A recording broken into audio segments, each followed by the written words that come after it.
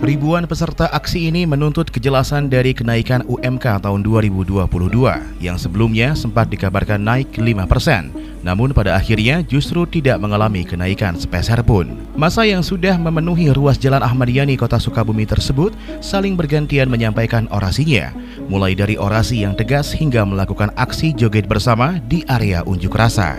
Bupati Sukabumi Marwan Hamami usai melakukan audiensi dengan perwakilan massa, akhirnya menemui para pengunjuk rasa yang sudah menduduki halaman gedung pendopo tersebut. Di depan para buruh, Bupati mengatakan bahwa terkait kenaikan UMK ini bukan menjadi kebijakan pemerintah daerah kembali, karena sudah menjadi sebuah regulasi yang diatur melalui peraturan pemerintah nomor 36. Namun, Pemkab Sukabumi akan berusaha mengakomodir kebutuhan buruh terkait kenaikan penghasilan melalui sebuah perda, serta mengumpulkan para pengusaha untuk membahas pengganti kenaikan UMK menjadi sebuah insentif. Ya, jadi hari ini para perwakilan Serikat Pekerja Buruh ini menyampaikan beberapa argumentasi yang sepemikiran kami memang wajar lah.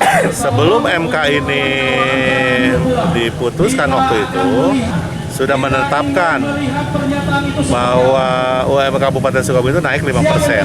Nah, karena tadi seluruh pemerintahan kota kabupaten di seluruh Indonesia harus mengacu ke PP 36, akhirnya kita tidak menarik sebenarnya usulan kepada gubernur, tapi menyampaikan bahwa PP 36 ini menjadikan kebijakan. Sementara itu, Dadeng Nazarudin, Ketua Gabungan Serikat Buruh Indonesia DPC Kabupaten Sukabumi, menyambut baik rencana Pemkab Sukabumi khususnya Bupati untuk mendorong Pemkab dalam merumuskan insentif tambahan bagi buruh sebagai ganti dari kenaikan UMK 2022 yang gagal naik tersebut. Dadeng mengatakan pihaknya akan menunggu hasil dari Pemkab Sukabumi terkait rencana pertemuan yang akan dilakukan dengan para pengusaha dalam waktu 1 minggu ke depan. Janji Pak Bupati kan minggu ini ya, 1 minggu ini untuk menindaklanjuti hasil ini. Tentu kita ya memberikan kesempatan karena tadi saya bilang ruang waktunya memang masih agak panjang, seperti begitu. Nah, tinggal kalau dalam seminggu ini tidak ada perkembangan, tentu kita akan balik lagi kepada pendopo mempertanyakan lagi.